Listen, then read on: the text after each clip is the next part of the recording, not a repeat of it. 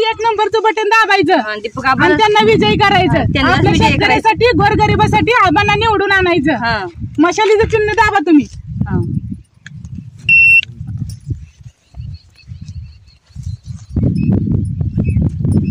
सांगोला तालुक्याची विधानसभेची निवडणूक लागलेली आहे. उद्धव बाळासाहेब ठाकरे शिवसेना गटाकडून माननीय दीपक आबा सावंगी पाटील निवडणूक लढवत आहेत. त्यांच्याच प्रचारार्थ आज या सर्व महिला या शेतकरी मावशीला भेटण्यासाठी आलेले आहेत, प्रचारासाठी आलेले आहेत. यांचं नेमकं म्हणणं काय आपण जाणून घेऊयात.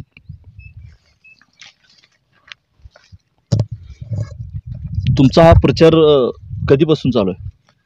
काल सकाळपासून. काय लोकांचा प्रतिसाद कसा आहे? चांगला आहे. बरं, ज्या वस्तीवर तुम्ही जाताय सकाळपासून कालपासून ज्या वस्तीवर जाताय महिला आणि पुरुषांचा प्रतिसाद बऱ्यापैकी आहे. आता काय ठरवलंय तुम्ही नेमकं कशासाठी फिरताय? आम्ही दीपक आबाला निवडून आणायसाठी फिरतोय. होय.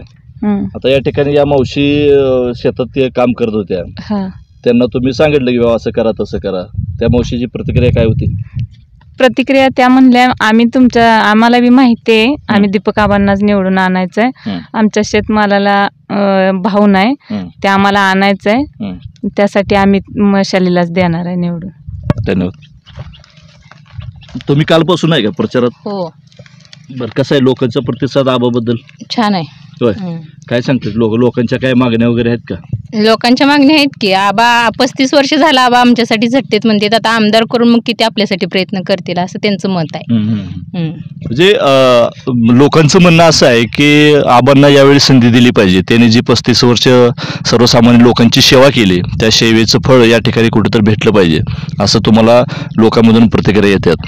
किती वस्ती झाल्या सकाळपासून? झाले असतील की 200-250. 200-250 वस्ती झाल्या. चांगल्या म्हणजे प्रतिक्रिया चांगली आली त्यांची. आज या ठिकाणी या सर्व महिला तुमच्या शेतात आल्यात, कशासाठी आल्या होत्या? मत मागणीसाठी.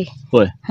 आता काय द्यायचं का तुम्ही? हो, दीपक आबालाच द्यायचं मत. का कशासाठी? काय कशासाठी? म्हणजे महिला आलेत म्हणून म्हणताय? महिला आलेत म्हणून नाही, दीपक आबा उभा राहिले आमदार करायचे, त्यांना आमदार करण्यासाठी मतदान द्यायचं. म्हणजे तुम्ही ठरवलंय? हो. आता ही कामधंदा सोडून तुम्ही 20 तारखेला जाणार मतदानासाठी द्यायला मत. होय.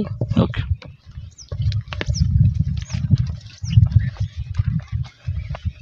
काय तुमचं काय ठरलंय?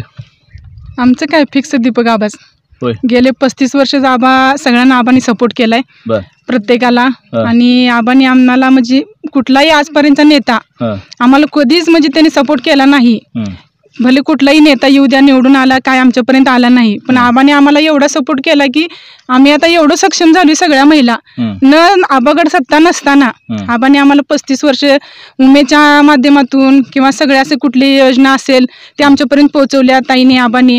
आणि त्यांनी आम्हाला एवढा सपोर्ट केलाय की आम्ही आता सध्या कुठेही जाऊ शकतो आणि स्वतःच्या पायावर आम्ही सक्षम झालोय. आणि आबांना आमदार करणार. आम्ही आता सकाळपासून फिरतोय, जाधव वस्ती, भोसले वस्ती, गायकवाड वस्ती, आम्ही सगळ्या प्रत्येक घराघरात प्रत्येकाच्या घरात जाऊन मशालीचं चिन्ह आणि आबाला उमेदवारी आहे, दीपक आबा आहेत, पूर्ण निवडून आणायचं आबांना असं आम्ही सगळ्या महिलांनी ठरवलंय. आणि आबाला ह्या आमदार करणार, कारण आमचं पुढचं भविष्य आहे ते आबा आमदार झाल्यावरच आमचं भविष्य उघडणार आहे.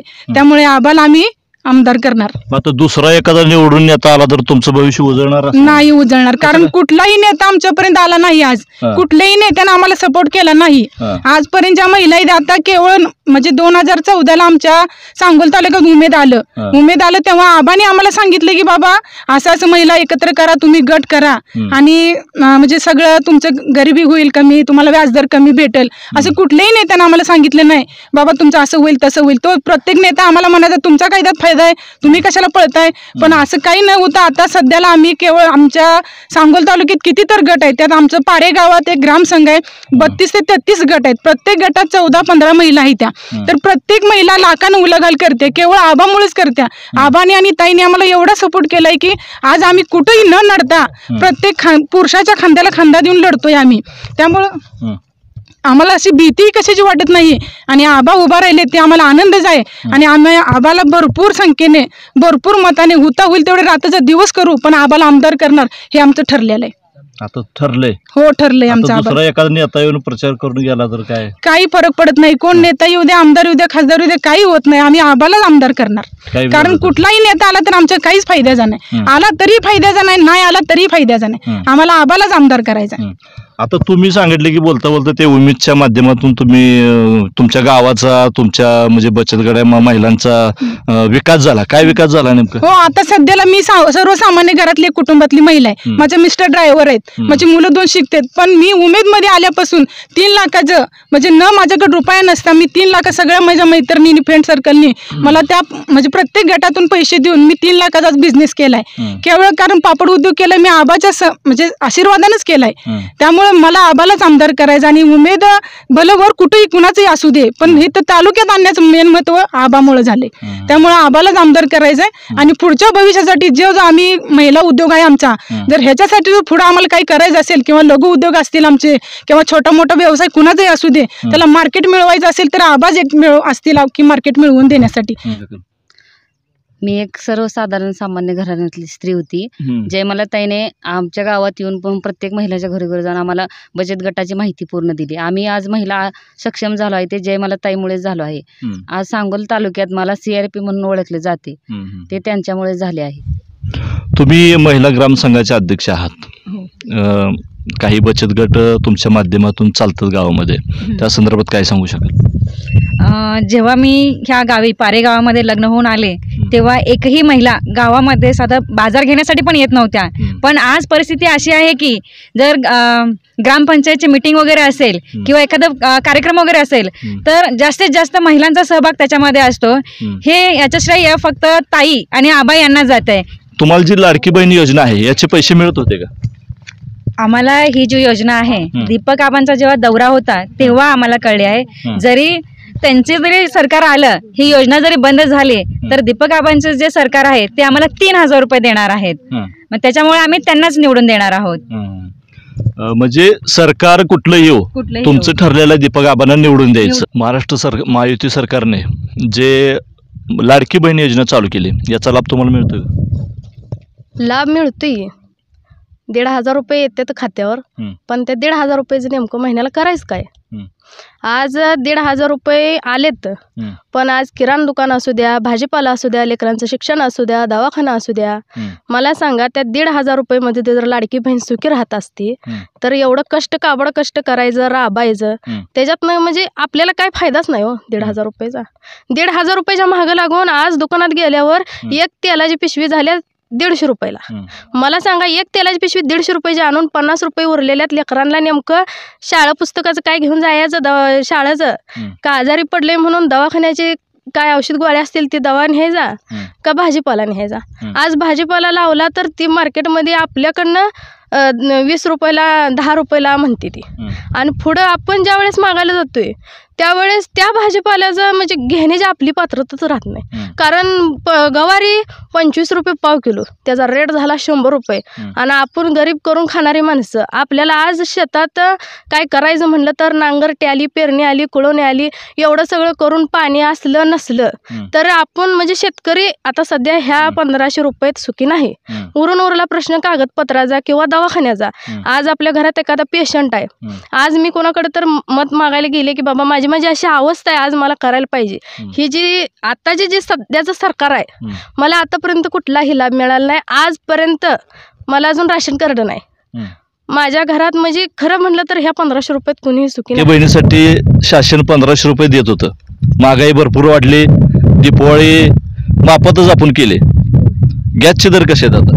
गॅसचे दर मी ज्यावेळी गॅस घेतला होता तेव्हा 450 होता आणि त्याची सबसिडी मिळत होती. पण आता ही सरकार आल्यामुळं गॅस परत 750 वरनं आता 1200 पर्यंत गेलाय. सबसिडी जमा होत नाही आणि गॅस ही पूर्ण येत नाही. 2 महिने जायचा तिथं महिन्यात जातोय. मग त्या 1,500 1200चा गॅस झाला. बहिणीनं काय 300 रुपयात काय करायचं? म्हणजे आपण एका आठवड्याचा बाजार आता 1,500 येत नाही आणि मग महिनाभर 1,500 काय करणार? नाही पण सगळं स्वस्त आहे म्हणतंय सरकार. तर कोण म्हणतंय स्वस्त आहे? फक्त शेतकऱ्याचाच माल स्वस्त आहे. ती पण त्यांना विकायचं झालं तर ज्याच्या त्यावर GST लावले. साधं कुठं बी दुकानात गेलं की एवढं काम महाग म्हटलं म्हणते ती GST आहे.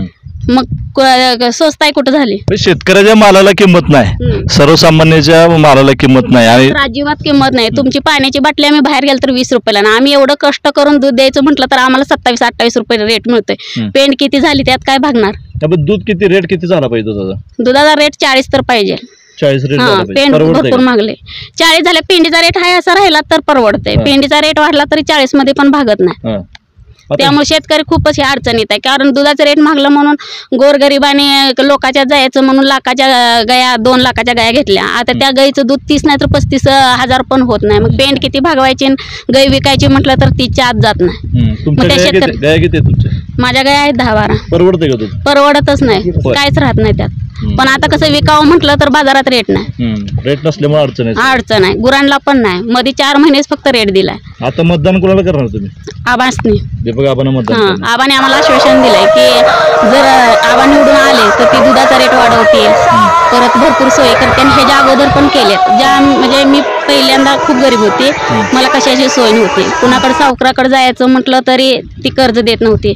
पण बचत गट झाल्यामुळं भला आपले 500 रुपयाची जर गरज असेल तर आपण त्या गटातनं उचलून आपली गरजा भागवू शकतो आणि टप्प्याटप्प्याने फेडू शकतो. त्यामुळे बचत गटाचा एवढा फायदा झालाय की ना, माझ्या स्वतःसाठी तर भरपूर झालाय.